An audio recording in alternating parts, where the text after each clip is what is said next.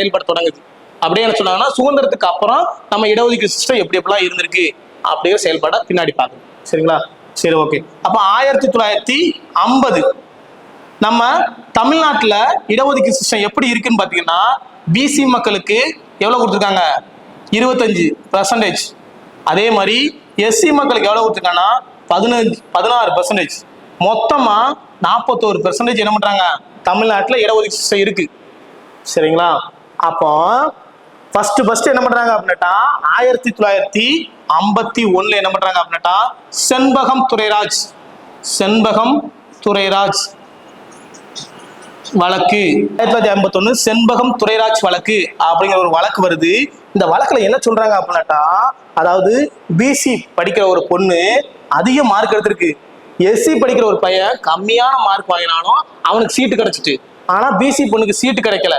அப்ப என்ன பண்றாங்க அப்படின்னாட்டா அந்த பொண்ணு சென்னை உயர்நீதிமன்றத்துல ஒரு கேஸை போடு, என்னை விட கம்மியா படிச்ச மார்க் எடுத்திருக்க எஸ்சி ஸ்டூடெண்ட்டுக்கு சென்னை பல்கலைக்கழகம் அதாவது மருத்துவ படிப்புக்குள்ள வேலை கிடைச்சிருச்சு, சீட்டு கிடைச்சிட்டு, ஆனா நான் அதிக மார்க் வாங்கியும் மெடிக்கல் காலேஜ்ல எனக்கு சீட்டு இல்லை, அதனால என்ன பண்றாங்க அப்படின்னாட்டா நீங்க ஃபாலோ பண்ணிக்கிறதுக்கு இந்த இடஒதுக்கீடு சிஸ்டத்தை கேன்சல் பண்ணணும் அப்படின்னு சொல்லி சென்னை உயர்நீதிமன்றத்துல கேஸ் போடுறாங்க. அந்த கேஸோட பேர் தான் செண்பகம் துரைராஜ் வழக்கு அப்படின்னு ஒரு வழக்கை போடுறாங்க. அப்போ இதுல சென்னை உயர்நீதிமன்றம் என்ன தீர்ப்பு கொடுக்கு அப்படின்னு பார்த்தீங்கன்னா, அதாவது ஆர்டிகல் 14 என்ன சொல்லுது அப்படின்னா, சட்டத்தின் முன் அனைவரும் சமம். சட்டத்தின் முன் அனைவரும் சமம் சொல்றீங்க, சட்டத்தின் முன் அனைவரும் சமம் சொல்றீங்க, ஆனா பிசி மக்களுக்கு 25%, எஸ்சி மக்களுக்கு 16% அப்படின்னு சொல்லி இடஒதுக்கீடு கொடுத்து மக்களை நீங்க பிளவுபடுத்துறீங்க அப்படின்னு சொல்லி இந்த கோர்ட் உச்சநீதிமன்றம் என்ன சொல்லி தீர்ப்பு கொடுக்குன்னா, தமிழகத்தில் பின்பற்றப்பட்டு வரும் இடஒதுக்கீடு முறை ரத்து செய்யப்படும் என்று சென்னை உயர்நீதிமன்றம் அறிவிச்சிருச்சு. அப்போ இங்க உள்ள பெருந்தலைவர்கள் காமராஜர், பெரியார், அண்ணாதுரை இவங்க எல்லாம் என்ன பண்றாங்க, இடஒதுக்கீடு சிஸ்டம் இருக்கிறதுனாலதான் எங்க மக்கள் என்ன பண்றாங்க, நிறைய பேர் கவர்மெண்ட் ஆபீஸ்ல இருக்காங்க, நிறைய மக்கள் பெரிய பெரிய பொசிஷன்ல போய் இருக்காங்க, அப்ப இடஒதுக்கீடு முறையை திரும்பியும் கொண்டு வரணும் அப்படின்னு என்ன பண்றாங்க, நேரு தலைமையிலான சென்ட்ரல் கவர்மெண்ட்டுக்கு அதிக ஃபோர்ஸ் கொடுக்காங்க. இந்த ஃபோர்ஸை பயன்படுத்திக்கிட்டு என்ன பண்றாங்க அப்படின்னா முதல்ல அரசியலமைப்புல சட்டத்தை திருத்தம் பண்றாங்க. சரிங்களா? அப்போ முதல் சட்ட திருத்தம் எப்போது அப்படின்னா 1951 முதல்ல சட்டத்தை திருத்தம் பண்றாங்க. எப்படி திருத்தம் பண்றாங்க அப்படின்னா 15/4 16/4 என்ற ஒரு உட்பிரிவு உள்ள சேர்க்காங்க. சரிங்களா? 15/4 அப்படின்னா என்ன மீனிங் அப்படின்னா, சட்டத்தின் முன் அனைவரும் சமம் தான், ஆனா சில சுச்சுவேஷனா ஹேண்டில்ல அந்த டைமிங்ல இடஒதுக்கீடு முறை கொடுக்கலாம், தப்பு கிடையாது, பொருளாதார ரீதியாக, கல்வி ரீதியாக, சமூக ரீதியாக பின்தங்கி இருந்தாங்க அப்படின்னாட்டா அவங்களுக்கு இடஒதுக்கீடு கொடுக்கலாம் அப்படிங்கிறதுக்கு 15/4 16/4 பொதுப்பணியில் சம வாய்ப்புன்னு சொல்லிட்டீங்க. அப்போ சில சுச்சுவேஷன்ல பொதுப்பணியில சம வாய்ப்பு கொடுக்க முடியாத டைம்ல சில மக்களுக்கு நீங்க இடஒதுக்கீடு கூட கொடுக்கலாம் அப்படின்னு சொல்றது 16/4 அப்படின்னு சொல்லி சொல்லிட்டாங்க. இதை பின்பற்றி மத்திய அரசு என்ன பண்ணுது அப்படின்னா முதல்ல பிற்படுத்தப்பட்ட மக்களுக்கான முதல் ஆணையத்தை முதல் ஆணையம் அப்படிங்கிற ஒரு ஆணையத்தை பிற்படுத்தப்பட்ட மக்கள் அதிகமா இருக்காங்க, அப்போ அவங்களுக்கான இடஒதுக்கீடு கம்மியா இருக்கு, அப்போ அதிகமா கொடுக்கணும் அப்படிங்கிறதுக்காண்டி முதல்ல பிற்படுத்தப்பட்ட மக்களுக்காண்டி ஆணையத்தை அமைக்காங்க. சரிங்களா? அப்போ முதல் பிற்படுத்தப்பட்ட ஆணையத்தின் தலைவர் யாரு அப்படின்னு கேட்டீங்கன்னா, தலைவர் காக்கா களையல் கல் குழு அப்படிமா. சரிங்களா? இந்த ஆணையம் எப்ப அமைச்சாங்கன்னு பாத்தீங்கன்னா 1953 அமைச்சிருக்காங்க. தன்னோட அறிக்கை சமர்ப்பிச்ச ஆண்டு எதுன்னு பாத்தீங்கன்னா 1955 தன்னோட அறிக்கையை சமர்ப்பிக்காங்க. 53 குழு போட்டிருக்காங்க, 55 தன்னோட அறிக்கை சமர்ப்பிக்காங்க. இந்த குழுல மொத்தம் எத்தனை பேர் இருந்தாங்கன்னு பாத்தீங்கன்னா 11 பேர் இருந்தாங்க. சரிங்களா? 11 பேர் இந்த குழுல இருந்தாங்க. அப்போ முதல் பிற்படுத்தப்பட்டவரான என்ன சொல்லுது அப்படின்னா, ஆக்சுவலா இடஒதுக்கீடு சிஸ்டம் என்ன சொல்றது, கொடுக்கணும், கட்டாயமா கொடுங்க, ஆனா இடஒதுக்கீடு சிஸ்டத்துல எங்களுக்கு நம்பிக்கை இல்லை அப்படின்னு சொல்லிட்டு போயிரு. அப்போ என்ன பண்றாங்க, இடஒதுக்கீடு இவங்க கொடுத்த ரிப்போர்ட்டை அப்படியே பெண்டிங் போட்டுருந்தாங்க. சரிங்களா? இதுக்கு இடையில 1951 தமிழ்நாட்டுல எத்தனை இடஒதுக்கீடு இருக்குன்னா 41% இருக்கு. சரிங்களா? 41% இருக்கு. பின்னால என்ன பண்றாங்க அப்படின்னா 1969 தமிழ்நாடு கவர்மெண்ட் என்ன பண்ணுது அப்படின்னா தமிழ்நாடு அரசாங்கத்தால முதல் பிற்படுத்தப்பட்டோர் ஆணையம், தமிழகத்தின் முதல் பிற்படுத்தப்பட்டோர் ஆணையம் அப்படிங்கிற ஒரு ஆணையத்தை அமைக்காங்க. யாரு அப்படின்னா 1969 முன்னாள் முதலமைச்சர் கருணாநிதி அவர்கள் என்ன பண்றாரு அப்படின்னா தமிழகத்தில் உள்ள பிற்படுத்தப்பட்ட மக்களை பத்தி ஆராய்ச்சி பண்றதுக்காண்டி ஒரு ஆணையத்தை அமைக்காரு. சரியா? அதுதான் என்ன அப்படின்னா சட்டநாதன் கமிட்டி அப்படிம்பாங்க. சட்டநாதன் கமிட்டி அப்படிம்பாங்க. சரியா? இது என்ன பண்ணுது அப்படின்னா தன்னோட அறிக்கையை 1971 சமர்ப்பிக்கு. இவங்க என்ன சொல்றாங்க அப்படின்னா ஆமா கரெக்ட் தான், பிற்படுத்தப்பட்ட மக்கள் அதிகமா இருக்காங்க, தமிழகத்திலயும் அதிகமா தான் இருக்காங்க, அப்ப தமிழகத்துல இடஒதுக்கீடு சிஸ்டத்தை கொஞ்சம் அதிகப்படுத்துங்க அப்படின்னு சொல்லி பின்னால என்ன பண்றாங்க அப்படின்னா இந்த சட்டநாதன் கமிட்டி பரிந்துரையின் அடிப்படையில பிசி மக்களுக்கு இடஒதுக்கீடு அளவை 31%, எஸ்சி மக்களுக்கு இடஒதுக்கீட்டு அளவை 18%, மொத்தம் எத்தனைன்னா 49% அப்படின்னு சொல்லி அதிகரிச்சுட்டாங்க. சரிங்களா? அப்ப அதிகரிக்கிறதுக்கான காரணம் யாரு அப்படின்னா இந்த பிற்படுத்தப்பட்டோர் ஆணையத்தின் சட்டநாதன் கமிட்டி தான் அதுக்கு காரணமான கமிட்டி அப்படின்னு சொல்லி சொல்லுவாங்க. சரிங்களா? அடுத்து பாருங்க,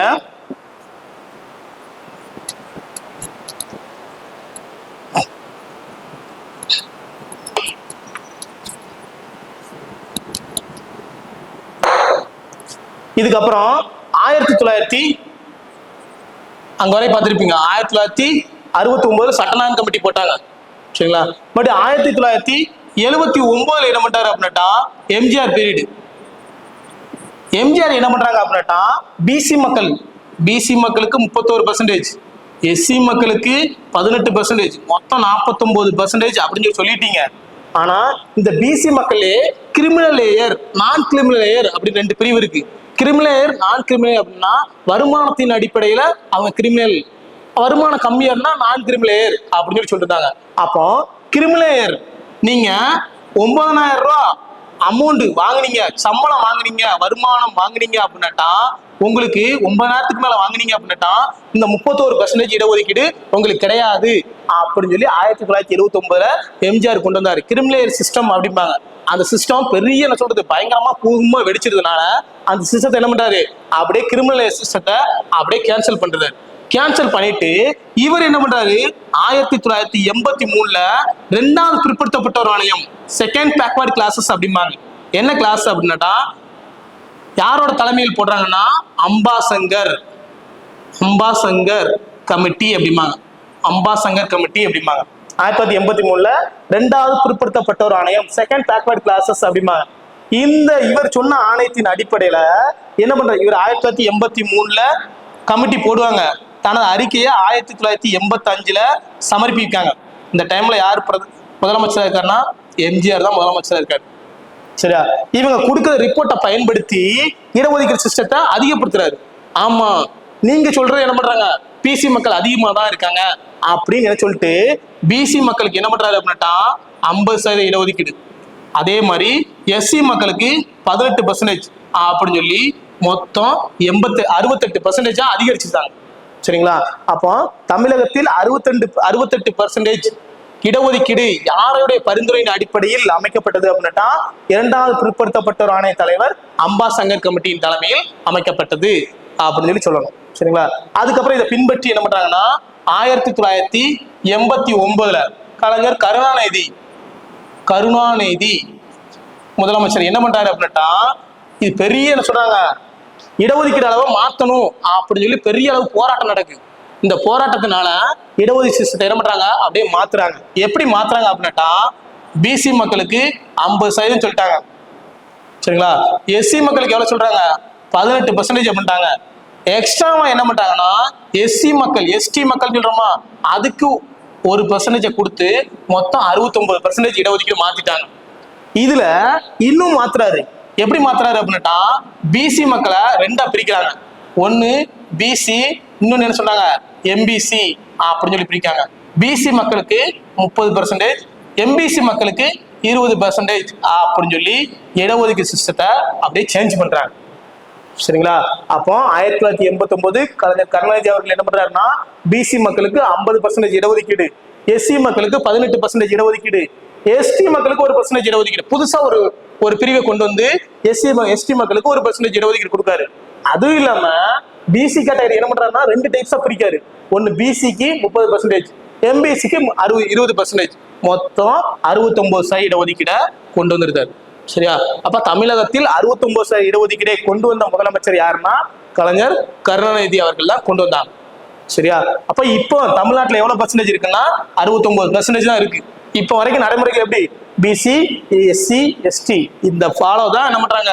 இப்போ இருக்கிற எல்லா கவர்மெண்ட் எக்ஸாம்ஸ் எதுலனாலும் நீங்க சாதாரண ஒரு ஓஏ போஸ்ட்ல இருந்து ஐஏஎஸ் ஆபீசர், குரூப் 1 ரேஞ்ச் எந்த எக்ஸாம்னாலும் எழுதுங்க. எந்த எக்ஸாம் எழுதினாலும் இந்த சிஸ்டம் ஃபாலோ படி தான் என்ன பண்றாங்க, இடஒதுக்கீடு முறைப்படி தான் எக்ஸாமுக்கு வேலைக்கு என்ன சொன்னாங்க, மக்களை ஆளுக்கு பணிக்கு ஆள் எடுக்காங்க. சரிங்களா? அப்ப இந்த சிஸ்டம் தான் இப்ப வரைக்கும் ஃபாலோ பண்ணிக்கிருக்காங்க.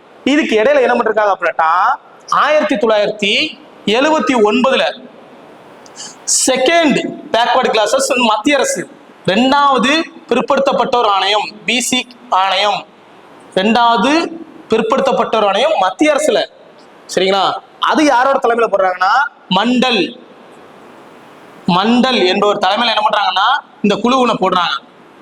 இந்த குழு எதுக்காண்டி போடுறாங்க அப்படின்னா சென்ட்ரல் கவர்மெண்ட் மொத்த இந்தியாவில பிற்படுத்தப்பட்ட மக்கள் எவ்வளவு இருக்காங்க, அவங்களுக்கு இடஒதுக்கீடு சிஸ்டம் இன்னும் அதிகமா கொடுக்கணும், அப்படி இருக்காங்களா, அதிகமா இருக்காங்களா, இல்ல அதிகமா கொடுக்கலாமா அப்படின்னு சொல்லி ஆராய்ச்சி பண்றதுக்காண்டி 1979 2வது பிற்படுத்தப்பட்டோர் ஆணையம் அப்படிங்கிற ஒரு ஆணையத்தை அமைக்காங்க. அந்த ஆணையத்தின் தலைவர் யாருன்னா மண்டல் என்பவர் தான் தலைவரா இருக்காரு. இந்த ஆணையத்தை அமைச்சது யாரு அப்படின்னு பாத்தீங்கன்னா மொராஜி தேசாய் அப்படிங்கிறவர் தான் என்ன பண்றாரு, இந்த ஆணையத்தை அமைக்காரு. இந்த ஆணையத்தை அமைச்சிட்டு அடுத்து என்ன பண்றாரு, 1979 இவரோட கவர்மெண்ட் என்ன பண்றாங்க, ஆட்சி கவுந்து போச்சு. சரிங்களா? அடுத்த பிரதமர் வராரு.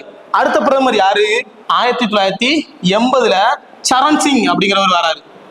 சரண் சிங் அப்படிங்கிறவர் தான் இந்தியாவின் பிரதமரா வராரு. இவர் என்ன பண்றாரு அப்படின்னா, இவரை பத்தி ஒரு கொஸ்டின் கேட்டிருக்காங்க. என்ன கொஸ்டின் கேட்டிருக்காங்க அப்படின்னா, பார்லிமெண்டத்துக்கு செல்லாத ஒரே ஒரு பிரதமர் யாரு அப்படின்னா இந்த சரண் சிங் தான் போகல. சரிங்களா? அப்ப 1980 சரண் சிங் இருக்காரு. அதுக்கப்புறம் 1981 இருந்து 1984 வரைக்கும் யாருன்னா இந்திரா காந்தி பீரியட். இந்திரா காந்தி அவங்க தான் இருக்காங்க.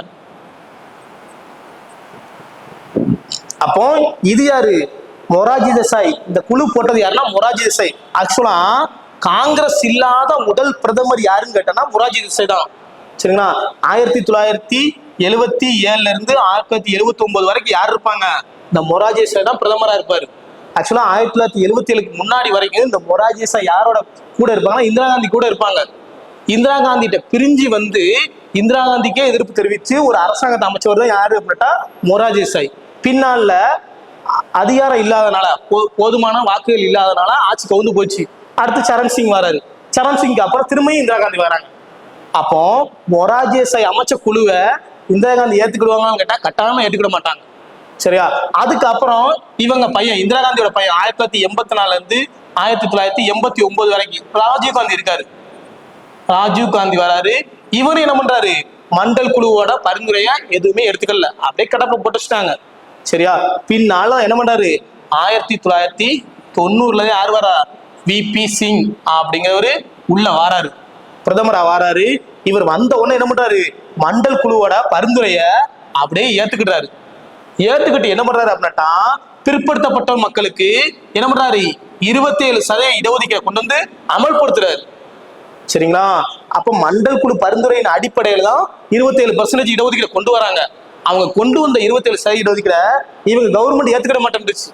பின்னால விபி சிங் கவர்மெண்ட் 1990 என்ன பண்றாரு அப்படின்னா மண்டல் குழுவின் பரிந்துரை ஏற்று பிற்படுத்தப்பட்ட மக்கள் இருப்பாங்களா அவங்களுக்கு 27% இடஒதுக்கீடு என்ன பண்றாங்க, வழங்கிருந்தாங்க. அதனாலதான் என்ன பண்றாங்க அப்படின்னா விபி சிங் என்ன சொல்லுவாங்க, சமூக நீதி காத்த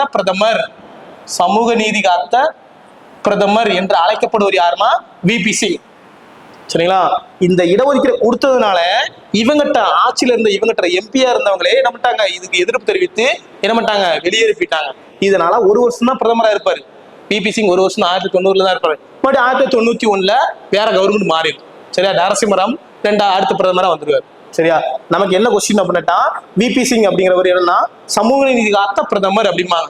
இப்ப கூட பார்த்திருப்பீங்க, சென்னையில என்ன பண்றாங்க, இந்த விபி சிங் அவருக்கு என்ன பண்றாங்க, செலவு வச்சிருக்காங்க.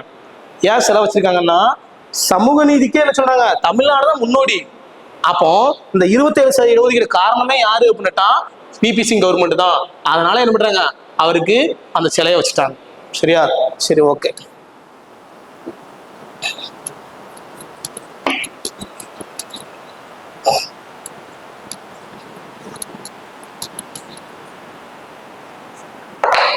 சரி பாருங்க, இப்ப விபி சிங் கவர்மெண்ட் அப்போ இந்த 27% இடஒதுக்கீடு கொடுத்துட்டாங்க. 27% இடஒதுக்கீடு கொடுத்ததுக்கு அப்புறம் 1993 என்ன பண்றாங்கன்னா இந்திரா சாஹானி வழக்கு அப்படிம்பாங்க. இந்திரா சாஹானி வழக்கு அப்படிம்பாங்க. விசஸ் இந்திய அரசு அல்லது மத்திய அரசு. இவங்க என்ன சொல்றாங்க அப்படின்னா, பிசி பிற்படுத்தப்பட்ட மக்கள் இருக்காங்களா, பிற்படுத்தப்பட்ட மக்களுக்கு 27% இடஒதுக்கீடு கொடுக்க கூடாது அப்படின்னு ஒருத்தங்க கேஸ் போடுறாங்க. அந்த கேஸ் என்னது, இந்திரா சாஹானி வழக்கு அப்படின்னு சொல்லி சொல்றாங்க. அப்போ உச்ச நீதிமன்றத்துல இந்திரா சாஹானி வழக்கு கேஸ் போடுறாங்க. பிற்படுத்தப்பட்ட மக்களுக்கு 27% இடஒதுக்கீடு கொடுக்கூடாது, சட்டத்தின் முன் அனைவரும் சமம் சொல்லிட்டீங்க, அதனால இடஒதுக்கீடு சிஸ்டமே இருக்கக்கூடாது அப்படின்னு சொல்லி இந்த இந்திரா சாஹானி வழக்கு கேஸ் போடுறாங்க. இந்த கேஸ்ல உச்ச நீதிமன்றம் தீர்ப்பு கொடுக்கு. சரிங்களா? என்ன தீர்ப்பு கொடுக்கு அப்படின்னா, ஃபர்ஸ்ட் 27% இடஒதுக்கீடு கொடுத்தது கரெக்ட் தான் அப்படின்னு சொல்லி ஃபர்ஸ்ட் தீர்ப்பு சொல்லுது. ரெண்டாவது என்ன சொல்லுது அப்படின்னா, இடஒதுக்கீடு கொடுங்க, இடஒதுக்கீடு கொடுக்கிறது தப்பு கிடையாது, ஆனா 50% தாண்டக்கூடாது அப்படின்னு சொல்லி சொல்லுது. சரிங்களா? இடஒதுக்கீடு கொடுங்க, ஆனா 50% தாண்டக்கூடாது அப்படிங்குது. மூணாவது என்ன சொல்லுது அப்படின்னா, எக்கனாமிக்கலி வீக்கர் செக்ஷன் அப்படின்னு சொல்லி சொல்றீங்க, அவங்களுக்கு 10% இடஒதுக்கீடு கொடுக்க கூடாது அப்படிங்குது. சரிங்களா? அடுத்து நாலாவது என்ன சொல்லுது அப்படின்னா, உயர் பதவிகள்ல என்ன பண்ணக்கூடாது, இடஒதுக்கீடு கொடுக்க கூடாது, இடஒதுக்கீடு கொடுக்க கூடாது அப்படிங்குது. நாலு செக்ஷன்ல சொல்றாங்க. ஒண்ணு ஓபிசி மக்கள், பிற்படுத்தப்பட்ட மக்கள், இதர பிற்படுத்தப்பட்ட மக்கள் இருக்காங்களா, அவங்களுக்கு 27% இடஒதுக்கீடு கொடுத்தது கரெக்ட் தான். ரெண்டாவது என்ன சொல்றாங்கன்னா, இடஒதுக்கீடு கொடுங்க தப்பு கிடையாது, ஆனா 50% தாண்டி கொடுக்க கூடாது அப்படின்னு சொல்லி சொல்றாங்க. அடுத்து என்ன சொல்றாங்க அப்படின்னா, எக்கனாமிக்கல் வீக்கர் செக்ஷன், பொருளாதாரத்தில் மிகவும் பின்தங்கிய மக்கள் இருப்பாங்களா, அவங்களுக்கு 10% இடஒதுக்கீடு கொடுக்க கூடாது அப்படின்னு சொல்லி சொல்லுது. அடுத்து என்ன சொல்லுது அப்படின்னா, உயர் பதவிகளை இடஒதுக்கீடு கூடாது.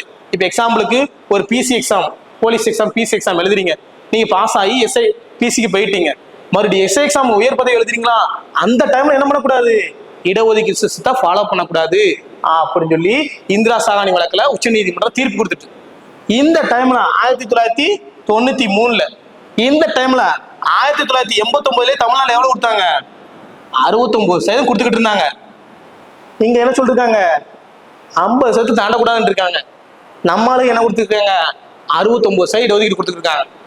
அப்போ ஒருத்தன் கேஸ் போட்டான், சென்னை உயர்நீதிமன்றத்தில் கேஸ் போட்டான். அவர் யாரு அப்படின்னா விஜயன் என்பவர் என்ன சொல்றாரு அப்படின்னா, சென்னை உயர்நீதிமன்றத்தில் கேஸ் போடுறாரு. இந்திரா சாஹானி வழக்குல என்ன சொல்லியிருக்கீங்க, இடஒதுக்கீடு 50% தாண்டக்கூடாதுன்னு சொல்லியிருக்கீங்க, ஆனா எங்க தமிழ்நாட்டில் என்ன பண்ணிருக்காங்க, 69% இடஒதுக்கீடு கொடுத்துக்கிட்டு இருக்காங்க, அதனால 69% இடஒதுக்கீட கேன்சல் பண்ணணும் அப்படின்னு சொல்லி வழக்கு போடுறாங்க. சரியா? அப்போ 1993 என்ன பண்றாங்க அப்படின்னா, அப்போதைய தமிழகத்தின் முதலமைச்சர் இருந்த ஜெயலலிதா, செல்வி ஜெயலலிதா அவங்க என்ன பண்றாங்க அப்படின்னா, இந்த 69% இடஒதுக்கீட அப்படியே தூக்கி என்ன பண்றாங்க, சேஃபான பிளேஸ்ல வைக்கணும் அப்படின்னு நினைக்காங்க. அதுக்கு தான் என்ன பண்றாங்க, 30/12/1993 இந்த டேட்ல என்ன பண்றாங்க அப்படின்னா, சட்டமன்றத்தில் நிறைவேற்றுறாங்க. எங்களுக்கு கொடுக்க வரப்பட்ட 69% நீங்க என்ன பண்ணணும், பாதுகாப்பா இருக்கணும் அப்படின்னு சொல்லி சட்டமன்றத்தில் நிறைவேற்றப்பட்ட நாள் எது அப்படின்னா 30/12/1993 சொல்றாங்க. பின்னால என்ன பண்றாங்க அப்படின்னா, இதுக்கு குடியரசுத் தலைவர் 19/7/1994 என்ன பண்றாங்க, குடியரசுத் தலைவர் ஒப்புதல் வழங்குதல். சரியா? அப்ப தமிழ்நாட்டில் வழங்கப்பட்ட 69% 19/7/1994 குடியரசுத் ஒப்புதல் வழங்கிறார். ஒப்புதல் வழங்கிட்டு இந்த 69% இடஒதுக்கீடு கொண்டு போய் எங்க வைக்காங்கன்னா, 76வது சட்ட திருத்தம், 76வது சட்ட திருத்தத்தை பயன்படுத்தி அட்டவணை நம்பர் அட்டவணை நம்பர் 9 கொண்டு போய் வைக்காங்க. சரி, 69% இருக்குது. 76வது சட்டத்தை அரசியலமைப்பு சட்டத்தை திருத்தத்தை பண்ணி அட்டவணை 9 கொண்டு போய் வைக்காங்க. அட்டவணை 9 என்ன சொல்லும் அப்படின்னாட்டா, உச்ச நீதிமன்றமே நினைச்சாலும் அட்டவணை 9க்குள்ள கேள்வி கூடாது அப்படிங்கிறதுக்கான மீனிங் தான் அட்டவணை 9. அப்போ அட்டவணை 9 கொண்டு போய் வச்சுட்டீங்க அப்படின்னாட்டா உச்ச நீதிமன்றத்துல கேள்வி கேட்க முடியாது. அது சேஃபான பிளேஸ்ல வச்சுக்கலாம் அப்படிங்கிறதுக்காண்டி என்ன பண்றாங்க, அட்டவணை 9 கொண்டு போய் வச்சிருக்காங்க. அதனாலதான் என்ன சொன்னாங்க, சமூக நீதி காத்த தமிழக முதலமைச்சர் வீரமங்கை ஜெயலலிதா அப்படின்னு சொல்லி வீரமணி என்ன சொல்லுவாங்க. ஆக்சுவலா வீரமணி என்பவர் டிஎம்கே கூட சேர்ந்தவர். சரி, அவரே ஜெயலலிதாவுக்கு என்ன சொல்லுவாங்க, பெருமிதம் கொடுப்பாங்க. சரி, அந்த அளவுக்கு என்ன சொல்றாங்கன்னா, இந்த இடஒதுக்கீடு சிஸ்டத்தை பாதுகாத்தது யாருன்னா ஜெயலலிதாவை தான்.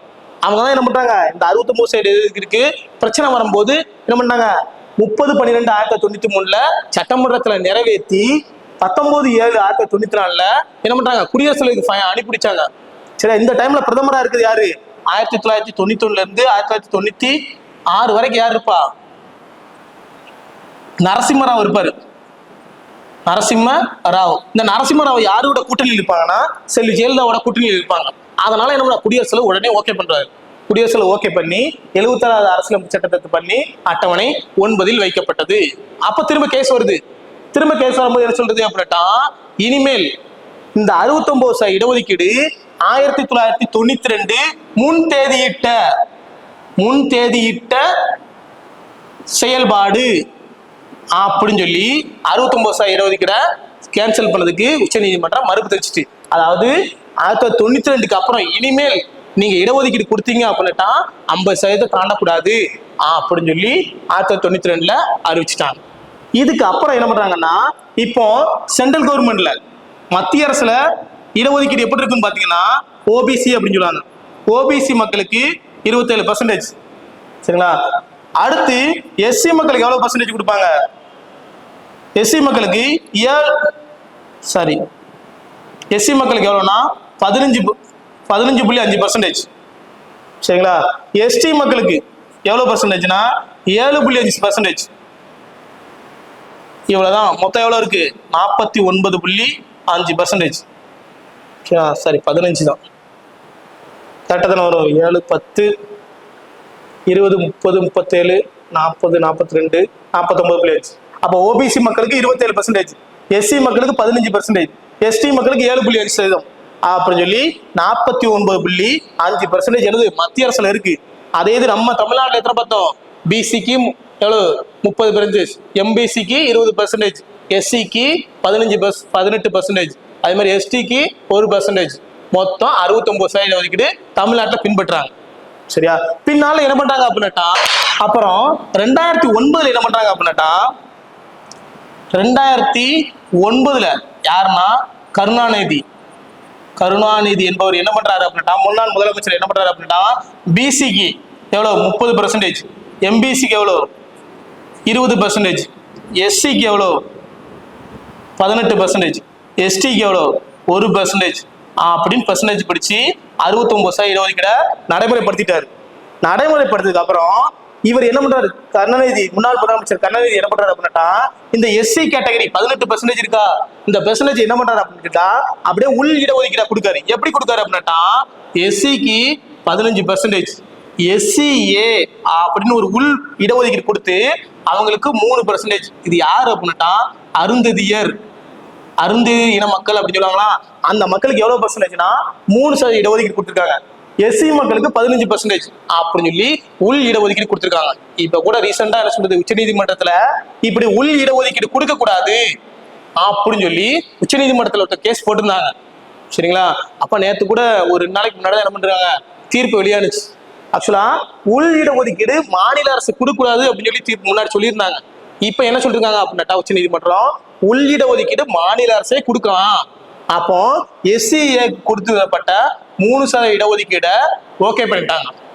சரிங்களா, அப்ப உள் இடஒதுக்கீடு மாநில அரசே கொடுக்கலாம் அப்படின்னு சொல்லி இதுல ஜட்ஜ்மெண்ட் பண்ணிட்டாங்க. சரியா, இப்ப அடுத்து என்ன பாத்தீங்க அப்படின்னா, இதுக்கு முன்னாடி 2019 எக்கனாமிக்கலி வீக்கர் செக்ஷன் அப்படிம்பாங்க, பொருளாதாரத்தில் மிகவும் பின்தங்கிய மக்கள் அப்படிம்பாங்க. சரியா, இவங்களுக்கு என்ன பண்றாங்க அப்படின்னா 10% இடஒதுக்கீடு கொண்டு வந்திருக்காங்க. எந்த வருஷம் அப்படின்னா 2019 கொண்டு வந்திருக்காங்க.